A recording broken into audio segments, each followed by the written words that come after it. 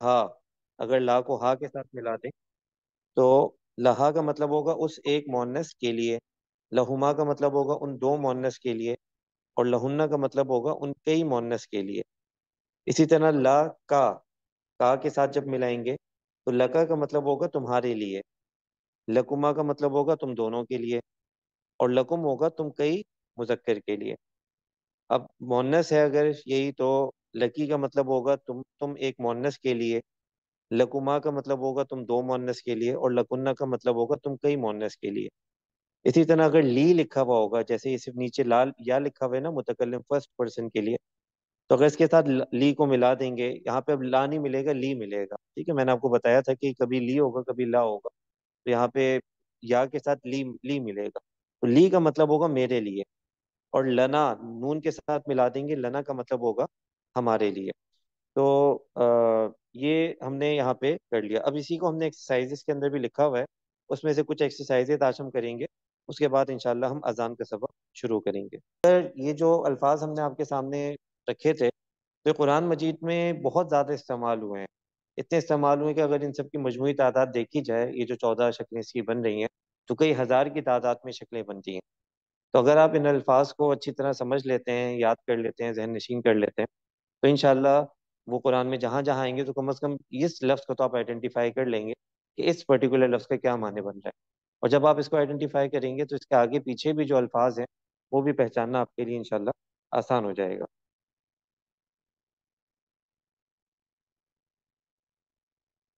تو ہم نے جو ایکسرسائزز آج بھیجی تھی صبح کو، تو اس کے اندر اسی طرح کے کچھ الفاظ کے کمبینیشنز ہم نے بنا کے بھیجے تھے، تو اس میں سے کچھ حصہ ابھی ہم انشاءاللہ کر لیں گے، اور اس کے بعد پھر انشاءاللہ اذان کا جو سبق بتایا گیا تھا اس کو ہم پڑھیں گے۔ تو میں چاہوں گا کہ کچھ لوگ والنٹیئر کریں کہ جو آج کی کلاس کے اندر کچھ ایکسرسائزز کو حل کرنے میں ہماری مدد کریں، وہ اپنے ہینڈ ریز کر سکتے ہیں اور ان کو پھر ہم انشاءاللہ شامل کر لیں گے۔ جی، تو ابھی جو آپ کو پوری بات میں نے زبانی بتائی تھی وہی بات یہاں پہ لکھی ہوئی ہے۔ تو لا کے ساتھ جب اس کے مختلف کمبینیشن بن رہے ہیں تو یہ ان کے کیا کیا معنی بنتے جا رہے ہیں، یہ پوری بات میں آپ کو زبانی بتا چکا ہوں۔ اب اس کے نیچے اس کی ایکسرسائز پہ آ جائیں، عبدالرا پہ اس کے ساتھ جو ہے نیچے ایکسرسائز ہے۔ جی، بس وَلَهُمْ عَذَابٌ عَظِيمٌ۔ تو اگر کوئی والنٹیئر کرنا چاہے تو کوئی والنٹیئر کر لے۔ فاروق احمد صاحب نے ہینڈ ریز کیے، ان کو موقع دیا جائے۔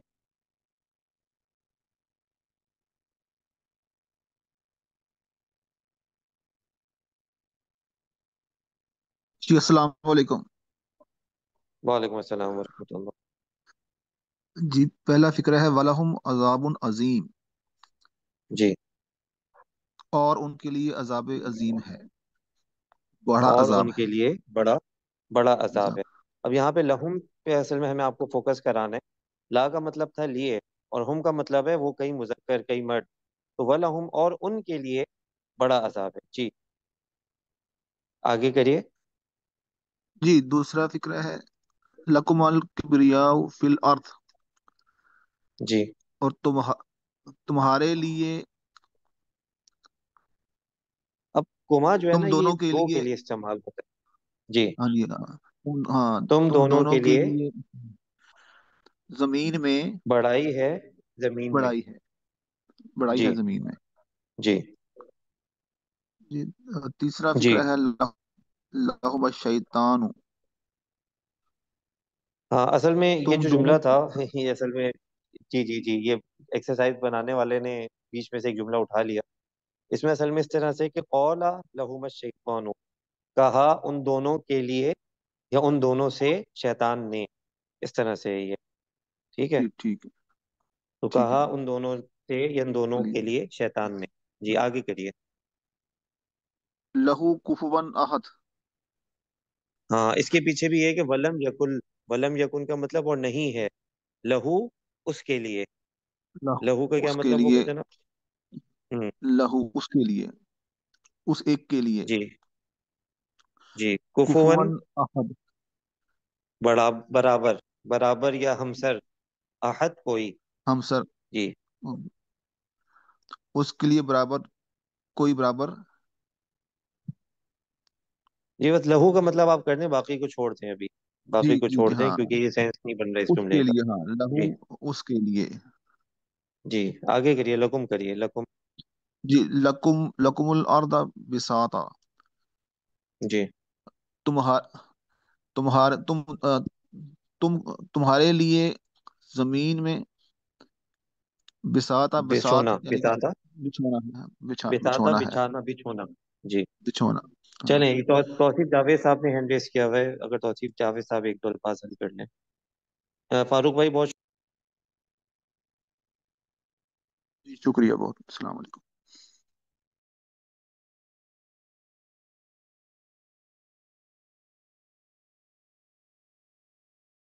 جی توصیف صاحب اگلے لفظ کو کر لیں۔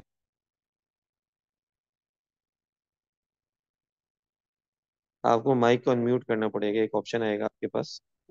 جی جی لکم، لہن فریضہ، لہن کا کیا مطلب ہوگا؟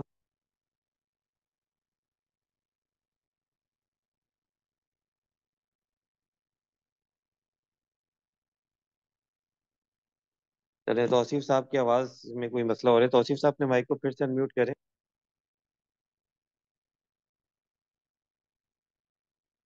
جی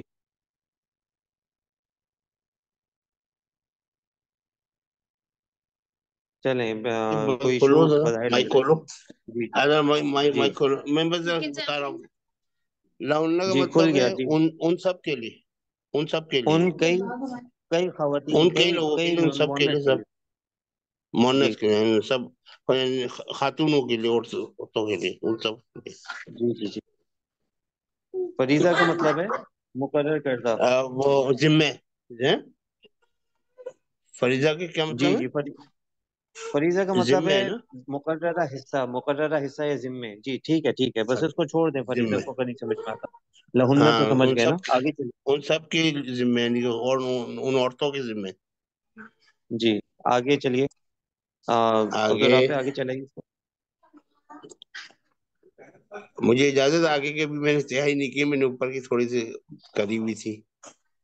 جی جی ٹھیک ہے، جزاک اللہ۔ Thank you sir. اس کے بعد ایک ساتھی اور آ جائیں، بس ان سے کچھ لے لیتے ہیں۔ شہریار خان صاحب آئے ہیں، شہریار خان صاحب آپ دو تین الفاظ کر دیجیے، جزاک اللہ۔ جی آ، اس کے بعد ہے جیسے لہم اجر غیر جی ممنون. جی سو لہم اجر غیر ممنون، وہ آ، اجر اجر ہے ان بہت سو کے لیے. غیر یہ ممنون کا شہریار صاحب کی آواز مجھے نہیں آ رہی ہے، کسی کو نہیں آ رہی؟ جی اب آ رہی ہے بس. جی اب آ رہی ہے۔ لہم اجر غیر ممنون، جی اس میں یہ ہوگا ان بہت سو کے لیے اجر ہے، ان بہت سے مردوں ہوں کے لیے اجر ہے. غیر جی ممنون ٹھیک ہے، کا مطلب نہیں آ رہا ذہن میں. بے حساب۔ ان بہت سو کے لیے بے حساب اجر ہے. جی ٹھیک ہے، آگے چلیے۔ لہو لہو، لہو ملک السماوات والارض.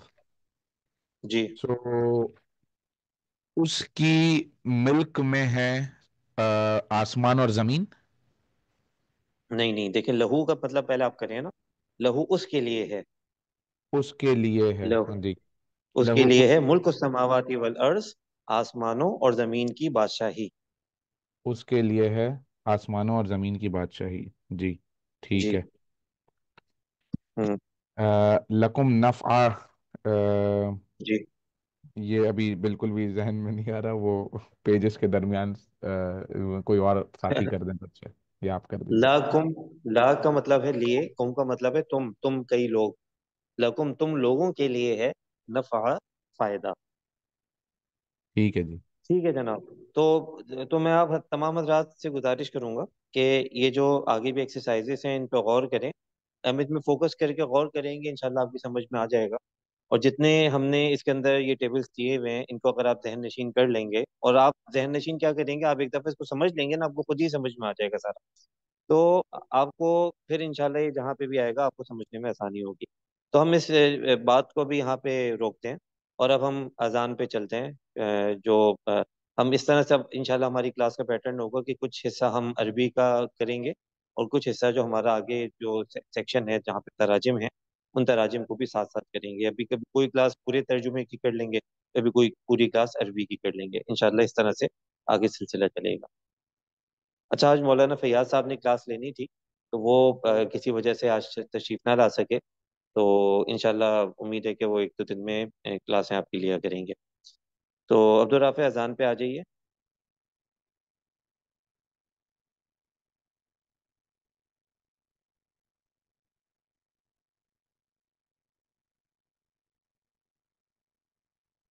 چلیں، تو اذان کے حوالے سے یہ ہے کہ پہلے ہم اذان کے الفاظ کو پڑھ لیں گے کہ اس کے کیا ترجمے ہیں جس طرح کتاب میں ترتیب ہے، اور اس کے بعد اذان سے متعلق جو کچھ احادیث ہیں اور کچھ واقعات ہیں وہ بھی انشاءاللہ آپ کے سامنے رکھے جائیں گے، تاکہ جو اس کی اہمیت ہے، اس کی روح ہے، وہ سب ہمارے سامنے آ جائے۔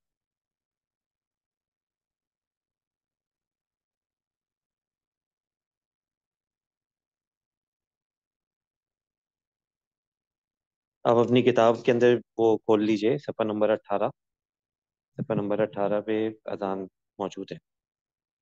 بسم اللہ الرحمن الرحیم۔ تو اس میں جو سب سے زیادہ الفاظ استعمال ہوتے ہیں وہ اللہ اکبر کے لفظ استعمال ہوتا ہے۔ تو اکبر کو آپ سمجھیے کہ اس میں اکبر کا جو لفظ ہے تو یہ کبیر سے نکلا ہے، کاف با را، اس کے 3 اصل حروف ہیں۔ عربی کے اندر یہ ہوتا ہے کہ جب کسی بھی لفظ کا کی سپرلیٹو ڈگری بنانی ہوتی ہے، جیسے انگلش کے اندر ہوتا ہے، انگلش کے اندر ہوتا ہے نا گڈ، بیٹر، بیسٹ، یا اسی طرح کے بہت سارے اور الفاظ ہوتے ہیں، تو اس میں جو تیسری ڈگری ہوتی ہے اس کو سپرلیٹو ڈگری کہا جاتا ہے، جو کہ سب سے زیادہ اعلیٰ درجے کو ریپریزینٹ کرتی ہے۔ تو عربی کے اندر بھی اس طرح سے ہے کہ عربی کے اندر یہ والی جو شکل ہوتی ہے، جیسے کہ اکبرو، اکبرو یہ شکل ہے، تو یہ ریپریزینٹ کرتی ہے کسی بھی لفظ کی جو سب سے اعلیٰ شکل ہو سکتی ہے اس کو، یعنی کاف بارہ کبر کبر یا کبیر کا جو مطلب ہوتا ہے وہ ہوتا ہے بڑا، لیکن اگر اکبر ہو جائے گا تو اکبر کا مطلب ہوگا بہت بڑا، ٹھیک ہے، بہت بڑا یا سب سے زیادہ بڑا، جس سے مزید بڑا کوئی نہ ہو۔ اسی طرح جیسے کہ ہم کہتے ہیں کہ وہ فضیلت والا ہے، تو فضیلت کے لیے فضل کا لفظ استعمال ہو جائے گا، لیکن جب بہت زیادہ فضیلت کی بات ہوگی اور جب کمپیریٹیو ریلیشن میں یہ بات ہوگی تو وہاں پہ افضل کا لفظ استعمال کرتے ہیں کہ یہ افضل ہے، ٹھیک ہے، تو افضل سے کیا ہو جائے گا کہ باقی سے بہت زیادہ اس کو فضیلت حاصل ہے۔ تو یہاں پہ بھی اللہ اکبر کا جو لفظ ہے، تو اکبر کا جو لفظی مطلب ہے وہ یہ ہے کہ سب سے بڑا۔ البتہ یہ کہ ہمارے بعض اساتذہ ہم سے کہتے ہیں کہ سب سے بڑا کہنے کے بجائے آپ یہ کہہ دیا کریں کہ بہت بڑا، کیوں؟ کیونکہ سب سے بڑا کے اندر ایک کمپیریٹیو تناظر آتا ہے، حالانکہ حقیقت تو یہ ہے کہ اللہ کا کسی بھی اور چیز کے ساتھ کمپیریجن ہے نہیں، کیونکہ اللہ تو خالق ہے، باقی تمام کی تمام چیز مخلوق ہے، تو مخلوق اور خالق کی تو نسبت ہوتی نہیں، یعنی اس کا کوئی کمپیریجن ہوتا ہی نہیں، تو اس لیے کمپیریٹیو الفاظ استعمال کرنے کے بجائے ایک ایبسولوٹ لفظ استعمال کریں، جیسے کہ اللہ اکبر کا ترجمہ یہ کریں اللہ بہت بڑا ہے۔ تو یہ دونوں باتیں اپنی اپنی جگہ درست ہیں، اس طرح سے ترجمہ بھی کیا جا سکتا ہے جس طرح سے لکھا گیا، اور اس طرح سے بھی ترجمہ کیا جا سکتا ہے جس طرح کہ آپ کو بتایا جا رہا ہے۔ تو یہاں پہ اب آپ اس کو اس ذہن سے اس پورے ترجمے کو پڑھیں کہ جب اذان ہو تو آپ کے ذہن میں یہ جو تصور ہے اور یہ جو بات ہے یہ اجاگر ہو، آپ کے دلوں کے اندر یہ بات آئے کہ جب بھی آپ اذان کی صدا سنیں تو آپ کا دل یہ کہے کہ یہ صدا لگ رہی ہے کہ اللہ سب سے بڑا ہے، اللہ کی بڑائی، اللہ کی عظمت بیان ہو رہی ہے، اور اس بات کو بار بار دہرایا جاتا ہے، اذان کے الفاظ کیسے زبردست ہیں۔ تو اس میں کیا بتایا گیا؟ اللہ اکبر، اللہ اور اکبر سب سے بڑا ہے، پھر اللہ اکبر، اللہ سب سے بڑا ہے، اور اس کو 2 مرتبہ پڑھا جائے گا۔ اس کے بعد کیا؟ اشہدو، اشہدو کا مطلب ہے یہ شہادت سے ہے، اشہدو میں گواہی دیتا ہوں، اشہدو میں گواہی دیتا ہوں، ان کا مطلب ہے کہ میں گواہی دیتا ہوں کہ لا نہیں ہے، الہ کوئی معبود نہیں ہے، کوئی معبود الا اللہ سوائے اللہ کے، پھر اس کے بعد کیا گواہی دیتے ہیں؟ یعنی سب سے پہلے تو یہ بات ہو گئی کہ اللہ سب سے بڑا ہے. پھر جو مؤذن ہیں وہ اس بات کا اقرار کرتے ہیں کہ میں اس بات کی گواہی دیتا ہوں کہ اللہ کے سوا کوئی معبود نہیں ہے، جو ہمارے ایمان کی سب سے پہلی بنیاد ہے. اس کے بعد ہمارے ایمان کے اندر جو دوسرا حصہ ہے، اشہدو، کہ میں گواہی دیتا ہوں، انا، کہ محمدن، محمد صلی اللہ علیہ وسلم، رسول اللہ، اللہ کے رسول ہیں. بہت ہی آسان الفاظ ہیں. میں گواہی دیتا ہوں کہ محمد صلی اللہ علیہ وسلم اللہ کے رسول ہیں. اس کے بعد عبد الرافظ کو نیچے کریں، آگے بڑھیں. حیا، آؤ، حیا، آؤ، علس فلا، نماز کی طرف. اب آپ کہیں گے کہ ہم 3 دن سے آپ کو یہ پڑھا رہے ہیں کہ اللہ کا مطلب ہوتا ہے پر، اور یہاں پہ آپ ترجمہ کر رہے ہیں کی طرف.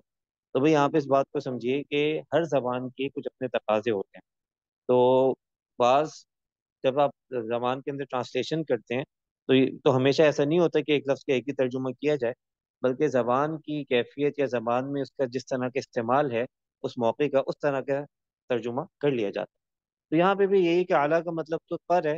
اس کا ترجمہ تو یہ بننا چاہیے تھا کہ حیا، آؤ، علس فلا، نماز پر. تو یہ ترجمہ بھی اچھا ہے، لیکن چونکہ ایک جانب بلایا جا رہا ہوتا ہے، مسجد سے سطح لگ رہی ہوتی ہے، تو ان سب چیزوں کو کنسیڈر کرتے ہوئے ہم اس کا ترجمہ موقع محل کی مناسبت سے کرتے ہیں کی طرف. ٹھیک ہے بھائی. تو آؤ، حیا، آؤ، علس فلا، نماز کی طرف. پھر حیا علس فلا، آؤ فلاح کی طرف. حیا، اس کے بعد ہے حیا علی الفلاح، حیا علی الفلاح، آؤ فلاح کی طرف. اس کے بعد اللہ، بہت ہی آسان سیدھی سیدھی بات ہے، اللہ اکبر، اللہ اکبر، اللہ سب سے بڑا ہے، اللہ سب سے بڑا ہے، لا الہ الا اللہ، نہیں ہے کوئی معبود سوائے اللہ کے. تو یہ ترجمہ ہو گیا. تو میں آپ حضرات سے گزارش کروں گا کہ آپ اس ترجمے کو یاد کریں، اور کل کی کلاس میں نا کچھ ساتھی اس کو سنائیں، اور ہم آپ کے سامنے بغیر ترجمے والی عبارت انشاءاللہ رکھ دیں گے، تو اس کو دیکھیں اور اس کو سنائیں. تو اس طرح یہ ہوگا کہ بالکل ہمارے ذہن میں یہ بات پختہ ہو جائے گی اور پکی ہو جائے گی. چلیں جناب، آگے چلیے اگلے صفحے پر.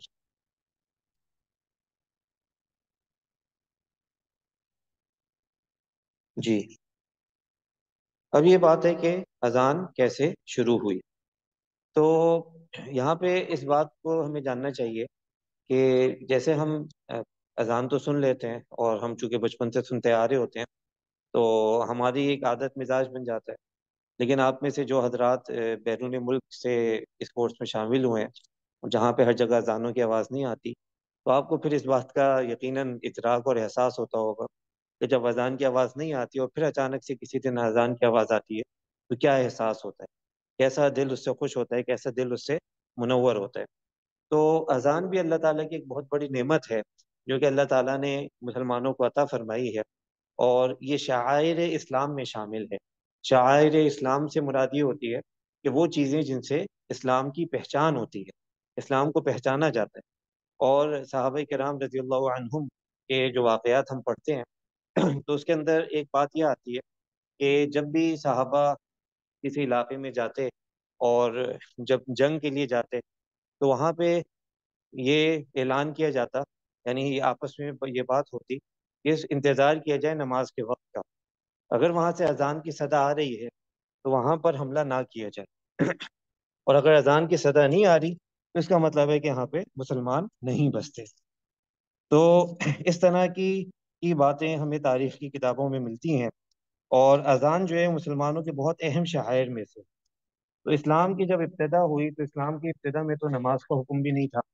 پھر وقت کے ساتھ ساتھ نماز کا حکم آیا، نماز کی فرضیت ہوئی مکی زندگی کے اندر. اس کے بعد مسلمان مدینے چلے گئے، آپ صلی اللہ علیہ وسلم، سارے مسلمان، اکثر مسلمان مدینے چلے گئے، اور مدینے میں باقاعدہ اسلامی ریاست بھی بن گئی، مسجد بھی بن گئی، نماز کا باقاعدہ سلسلہ شروع ہو گیا. تو اس وقت پھر یہ بات شروع ہوئی کہ نماز کے لیے لوگوں کو کیسے بلایا جائے. تو اس حوالے سے ایک طویل حدیث ہے جو کہ یہاں پہ آپ کے سامنے لکھی ہوئی ہے، اس کو میں پڑھ دیتا ہوں اور پھر انشاءاللہ اس پہ بات کریں گے. تو اگر کوئی ساتھی اس کو پڑھ دے، یا بھائی عبدالرافع اگر آپ اس حدیث کو پڑھیں پھر انشاءاللہ اس پہ بات کرتے ہیں. جی جناب. ابو عمیر بن انس رضی اللہ تعالیٰ عنہ اپنے ایک انصاری چچا سے روایت کرتے ہیں کہ نبی اکرم صلی اللہ علیہ وسلم فکر مند ہوئے کہ لوگوں کو کس طرح نماز کے لیے اکٹھا کیا جائے۔ آپ صلی اللہ علیہ وسلم سے عرض کیا گیا کہ نماز کا وقت ہونے پر ایک جھنڈا نصب کر دیجئے جسے دیکھ کر ایک شخص دوسرے کو باخبر کر دے۔ آپ صلی اللہ علیہ وسلم کو یہ رائے پسند نہ آئی۔ آپ صلی اللہ علیہ وسلم سے ایک بغل کا ذکر کیا گیا۔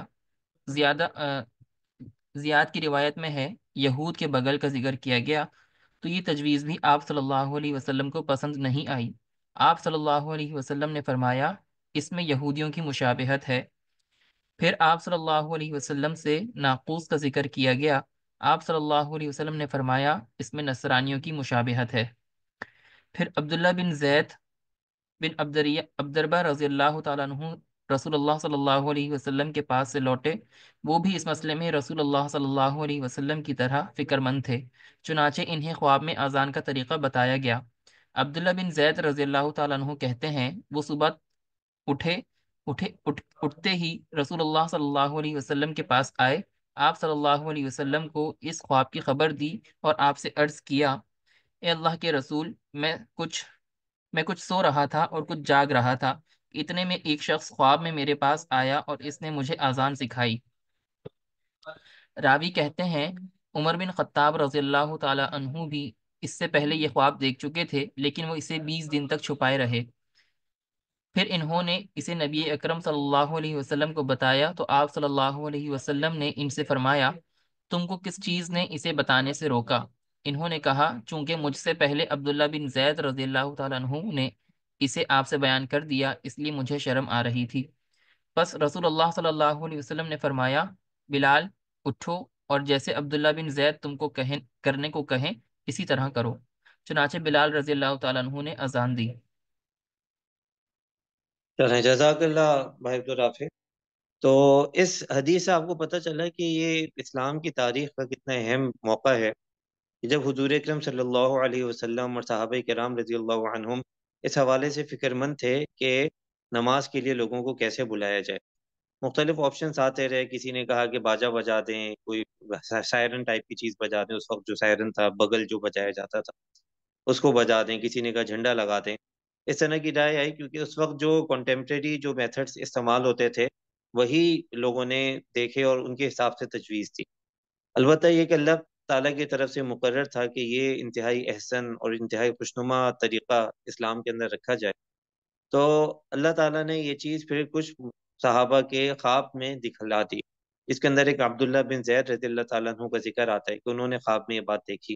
اسی طرح حضرت عمر رضی اللہ تعالیٰ عنہ نے بھی اس کو خواب میں دیکھا، البتہ بتانے میں پہل جو ہے وہ حضرت عبداللہ بن زید رضی اللہ تعالیٰ عنہ کر گئے، اور حضور اکرم صلی اللہ علیہ وسلم نے اس طرح سے پھر حکم بھی فرما دیے کہ کیا جائے۔ اس کے اندر آپ شان دیکھیں، اسلام کی شان دیکھیں کہ ایک تو جو اذان کے الفاظ ہیں کہ کس قدر روب اور کس قدر جلال والے شان والے یہ الفاظ ہیں۔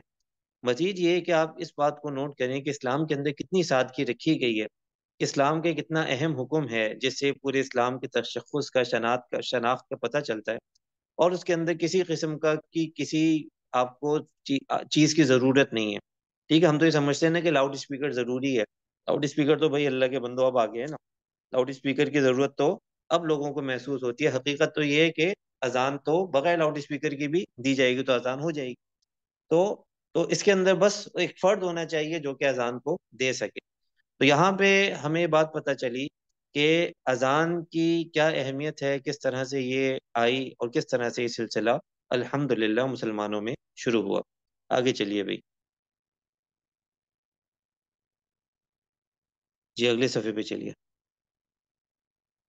اچھا، اب یہ کہ جو فجر کی اذان ہوتی ہے اس کے اندر کچھ اضافی الفاظ استعمال کیے جاتے ہیں، اور المیہ اس بات کا ہے کہ جو فجر کے اضافی الفاظ ہیں یہ بعض لوگ صرف رمضان میں ہی سن پاتے ہیں، تو اس بات کا اہتمام کرنا چاہیے کہ فجر کی نماز جو ہے ہمارے باقاعدہ روٹین میں شامل ہو۔ ایسا نہیں ہو کہ ہم روٹین کو سیٹ کر کے اس میں فجر کو ایڈ کریں، بلکہ فجر کے حساب سے ہم اپنے روٹین کو سیٹ کریں، یہ سب سے آئیڈیل شکل ہے۔ تو یہ فجر کی اذان کے اندر کچھ اضافی الفاظ استعمال ہوتے ہیں، اور وہ کیا استعمال ہوتے ہیں؟ الصلاۃ، الصلاۃ کا مطلب نماز، خیر بہتر ہے، من النوم نیند سے، نماز بہتر ہے نیند سے۔ تو یہ دیکھیں یہ بات سکھائی گئی، اور حضور اکرم صلی اللہ علیہ وسلم نے امت کو یہ بات بتائی کہ اس کو اس طرح سے پڑھا جائے۔ تو یہ کتنی پکی ٹھکی بات ہے کہ نماز ہر حال میں بلا شبہ نیند سے بہتر ہے۔ تو بھئی نیندوں کو اپنی قربان کیا جائے اور نماز کو پڑھا جائے، اور یہ بات اپنے مزاج میں شامل کی جائے کہ فجر کی نماز لازمی لازمی لازمی لازمی پڑھنی ہے۔ تو یہ جب پڑھیں گے، اس کا اہتمام کریں گے، انشاءاللہ ہمارے گھروں میں بھی اس سے خیر و برکت آئے گی، اور ہمارے بہت سارے معاملات اس سے انشاءاللہ اچھے ہوں گے، اور اللہ تعالیٰ کی رضا ہمارے شامل حال ہوگی۔ اچھا، جو اقامت ہوتی ہے، اقامت کے اندر بھی آپ کو پتہ ہے کہ اسی طرح کے الفاظ استعمال ادا کیے جاتے ہیں۔ البتہ اذان کے اندر حی علی الفلاح کے بعد مزید اضافہ کیا جاتا ہے قد قامت الصلاۃ۔ قد قامت کا مطلب کھڑی ہو گئی یا قائم ہو گئی، الصلاۃ کا مطلب ہے نماز، کہ کھڑی ہو گئی نماز یا قائم ہو گئی نماز، یہ اضافی الفاظ ادا کیے جاتے ہیں۔ اچھا، اس کے بعد پھر کچھ اور احادیث بھی لکھی ہوئی ہیں کہ نماز کے اندر امامت کرنے اور اذان دینے کی کیا فضیلت ہے۔ جی، ان حدیث کو سامنے کیجیے عبدالرافع۔ کوئی ساتھی اگر اس کو پڑھنا چاہے تو بہت اچھی بات ہوگی، ہینڈ ریز کریں، پڑھ لیں، نہیں ہینڈ ریز کریں گے تو ہم خود پڑھ لیں گے۔ جی، محمد ذیشان صاحب پڑھیں گے۔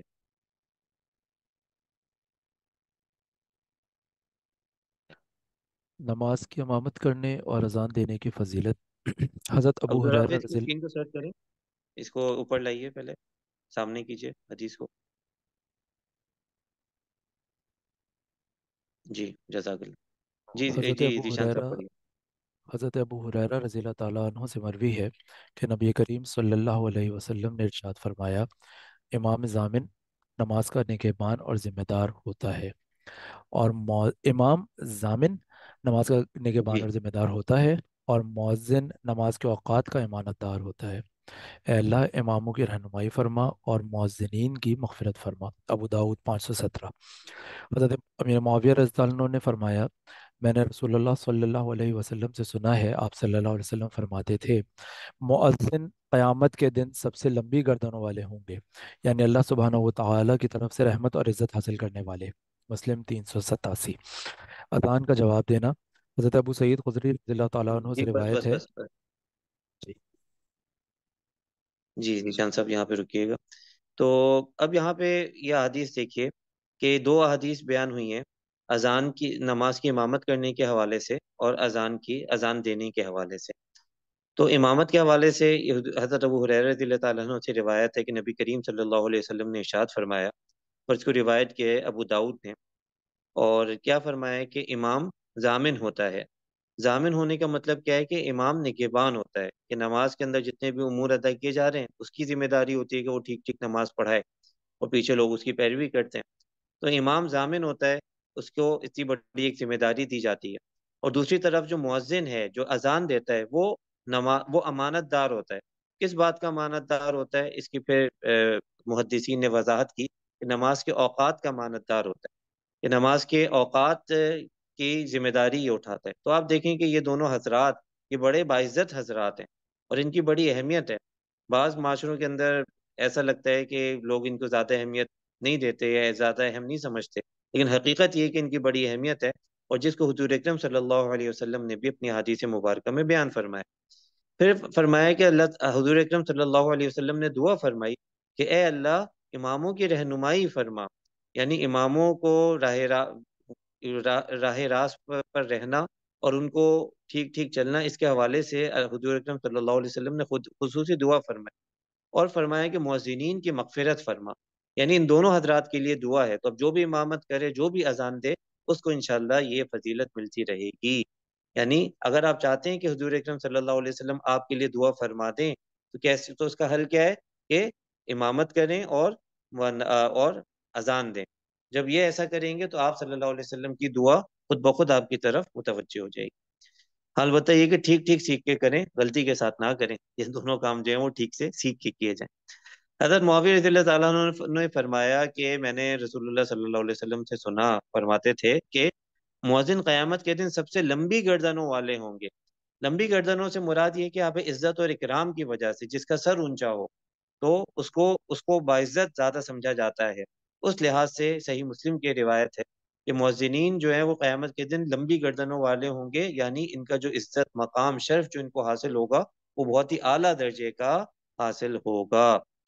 اذان کا جواب دینا، اذان کے جواب کے دینے کے حوالے سے صحیح مسلم کی روایت ہے، حضرت ابو سعید خدری رضی اللہ تعالیٰ عنہ نے ارشاد فرمایا، کسی روایت ہے کہ رسول اللہ صلی اللہ علیہ وسلم نے فرمایا کہ جب تم اذان سنو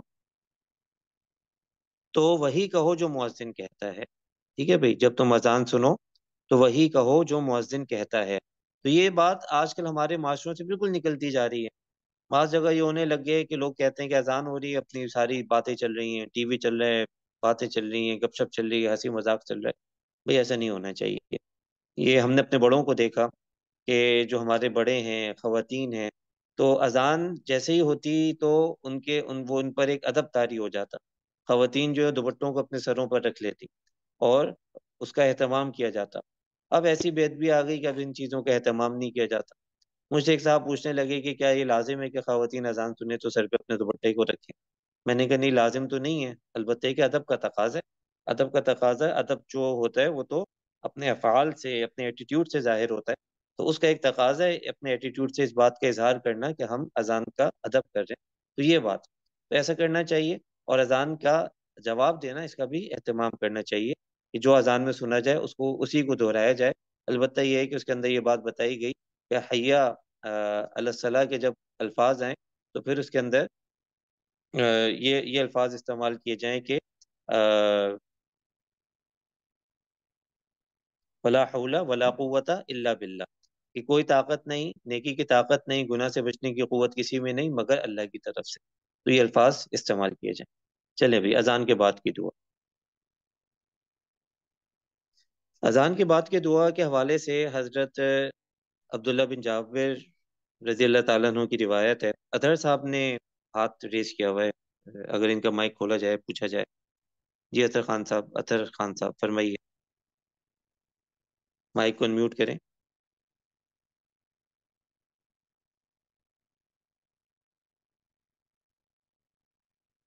چلیں، شاید کچھ گڑبڑ ہو گئی۔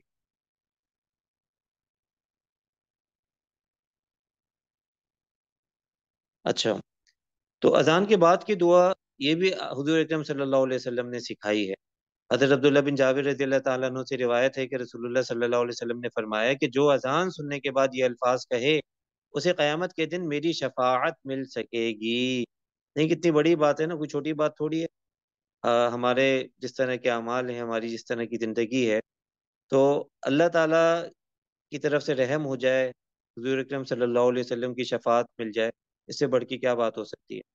تو یہ جو نماز کے بعد کی دعا ہے، یہ احادیث مبارکہ میں سکھائی گئی اس طرح سے، تو ہم اس کو یاد بھی کریں، اس کو پڑھنے کا اہتمام بھی کریں، اور گھروں میں بھی اپنے بچوں کو یاد کرایا جائے۔ کیا الفاظ ہیں؟ اللہم، اے اللہ، رب ہذہ الدعوت التامہ، اس کامل دعوت کے رب، اس کامل دعوت کے رب، والصلاۃ القائمہ، اور قائم ہونے والی نماز کے رب، آتی عطا فرما محمد صلی اللہ علیہ وسلم کو الفضیلہ، مقام وسیلہ۔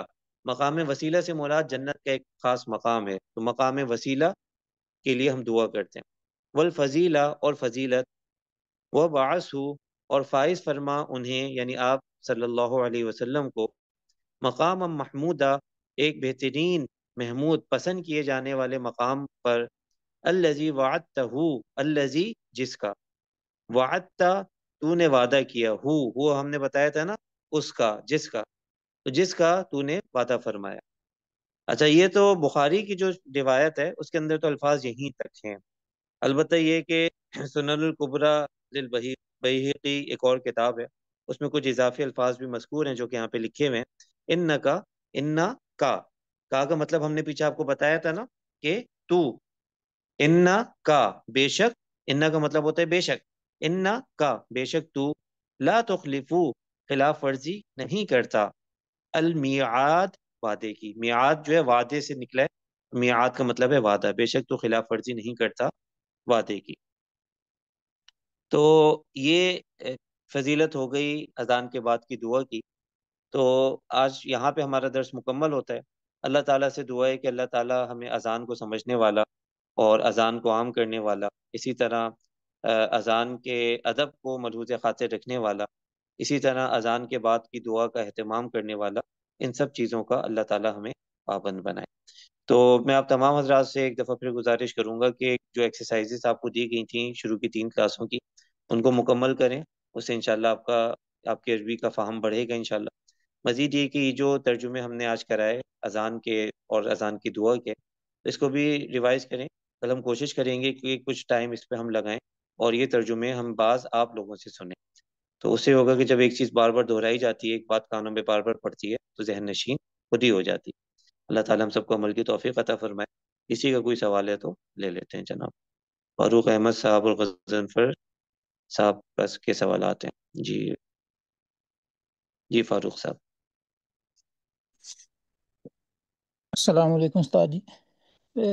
میرا وعلیکم السلام ورحمۃ اللہ۔ میرا سوال یہ تھوڑا سا اشکال کہہ لیں جو اذان کے بارے میں کہ یہ شاعر اسلام میں ہے، اور جیسا کہ آپ نے ابھی بتایا کہ یہ کچھ صحاب جو تھے ان کے خواب میں آئے، تو جی جی کیونکہ ہم یہاں باہر کے ملک میں رہتے ہیں تو کبھی کبھار دوسرے لوگوں سے جب بات ہوتی ہے تو اس میں وہ مختلف قسم کے سوال کر دیتے ہیں، تو یہ سوال یہ ہے کہ یہ ایک شاعر اسلام میں ہے، تو اس کی آپ صلی اللہ علیہ وسلم کو وحی کیوں نہیں کی گئی، اور صحابی کے خواب میں آنے کی کیا مصلحت ہے، اس کے بارے میں اگر کچھ رہنمائی فرما دیں۔ جی جی۔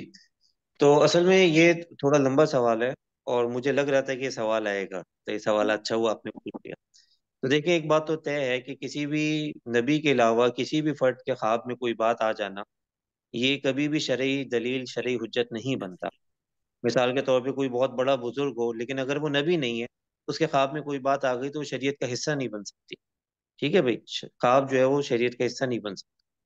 البتہ یہاں پہ ہوا یہ کہ خواب میں تو وہ بات آئی، لیکن حضور اکرم صلی اللہ علیہ وسلم چونکہ موجود تھے، اور حضور اکرم صلی اللہ علیہ وسلم کی حیثیت ایک شارع کی ہے، نبی کریم صلی اللہ علیہ وسلم جو بات جس بات کا حکم فرما دیں وہ شریعت کا حصہ بنتا ہے۔ ٹھیک ہے بھائی، اس کے بہت سارے دلائل ہیں قرآن مجید میں، جیسے آتا ہے کہ وطیعوا اللہ وطیعوا الرسول، کہ اطاعت کرو اللہ کی، اطاعت کرو رسول کی۔ اسی طرح قرآن مجید میں آتا ہے کہ فَإِن تَنَازَعْتُمْ فِي شَيْءٍ فَرُدُّوهُ إِلَى اللَّهِ وَالرَّسُولِ، کہ جب بھی تم کسی بات میں تنازع میں پڑ جاؤ، کسی اختلاف میں پڑ جاؤ، تو اس کو اللہ کی طرف لوٹاؤ اور رسول کی طرف لوٹاؤ۔ تو پتہ یہ چلا کہ رسول اکرم صلی اللہ علیہ وسلم اگر کسی بات کا حکم فرماتے ہیں تو وہ پھر حصہ بن جائے گا شریعت کا۔ تو یہاں پہ بھی ہوا یہ کہ خواب میں تو چونکہ دوسرے افراد نے دیکھی، لیکن جب حضور اکرم صلی اللہ علیہ وسلم کو بتا دیا، اور حضور اکرم صلی اللہ علیہ وسلم نے اس پہ اطمینان کا اظہار فرمایا اور اس کا حکم جاری فرما دیا، تو بس یہ حصہ بن گیا۔ اب بات یہ ہے کہ آپ صلی اللہ علیہ وسلم کو اس کا خود حکم کیوں نہیں دیا گیا، یا قرآن میں اس کا حکم کیوں نہیں آیا، اس طرح سے کیوں کیا گیا؟ اس کے اندر بس اللہ کی حکمت ہے۔ اللہ کی حکمت ہے کہ اللہ نے بعض مقامات پہ بعض حضرات کو، صحابوں کو فضیلتیں عطا فرمائی ہیں۔ قرآن مجید میں کتنی آیات ہیں کہ جن کے بارے میں حضرت عمر رضی اللہ تعالیٰ عنہ نے پہلے مشورہ دیا، پھر بعد میں وہ آیت نازل ہوئی۔ تو اذان بھی انہی میں سے ایک ہے، اس میں تو کوئی ایسی الگ بات نہیں ہے۔ تو امید ہے کہ آپ کا سوال کلیئر ہوا ہوگا، اگر نہ ہوا تو آپ مجھے پرسنل میسج کر سکتے ہیں، اور میں انشاءاللہ اگر کوئی مزید اس پہ کوئی سوال اٹھتا ہے تو اس کی تشفی کی کوشش کریں گے۔ جزاک اللہ۔ السلام علیکم۔ جی جناب، وعلیکم السلام۔ ہاں جی، میں پوچھا تھا علیہ اور الیہ میں فرق، ترجمے میں کیا فرق آئے گا؟ علیہ جی آئین جی پہ، اور الیہ جی حمزہ زیر اللہ جو سے، ہے نا، الیہ جو بن۔ جی جی اعلیٰ جی جو ہے اس کا مطلب ہوتا ہے پر، جو اس کا ڈیفالٹ اصل مطلب ہے، اس کا مطلب ہے پر، اعلیٰ کا۔ الہ کا مطلب ہے کی جی طرف جی یا تک۔ تو جب علیہ ہی بنے گا تو اس کا مطلب ہوگا اس پر، اس پر، اور اس پر، الیہ ٹھیک، ہوگا تو اس کی طرف۔ الیہ کا مطلب ہوگا اس کی طرف۔ طرف، جی ٹھیک، شکریہ۔ جی جزاک اللہ۔ جی اور سوال لے لیں۔ جی شاہ فیصل صاحب ہیں، کوئی سوال کریں گے؟ السلام علیکم۔ وعلیکم السلام۔ جب جی مؤذن الصلاۃ خیر من النوم کہے تو ہم جواب میں وہی ریپیٹ کریں؟ الصلاۃ خیر من النوم، جی اس کے بارے میں دوسرے الفاظ آتے ہیں، البتہ کہ اگر آپ کو الفاظ یاد نہیں ہے تو پھر آپ اسی کو ریپیٹ کریں، اور اگر وہ الفاظ آتے جزاک ہیں تو اللہ۔ وہ ہم نے اپنے اساتذہ سے سیکھے کہ صدقتا و بررتا و بالحق نطقتا، یہ الفاظ استعمال کیے جائیں۔ البتہ اگر کسی کو یاد نہیں ہے تو وہی الفاظ ادا کر دیے جائیں جو مؤذن ادا کر رہے ہیں. جی جزاک اللہ. جی مزید کوئی سوال ہے تو لے سکتے ہیں. جی ٹھیک ہے جناب. تو کلاس ہماری یہاں پہ مکمل ہوتی ہے. اللہ تعالی ہم سب کو عمل کی توفیق عطا فرمائے. سبحانک اللہم و بحمدک نشہد ان لا الہ الا انت نستغفرک ونتوب الیک.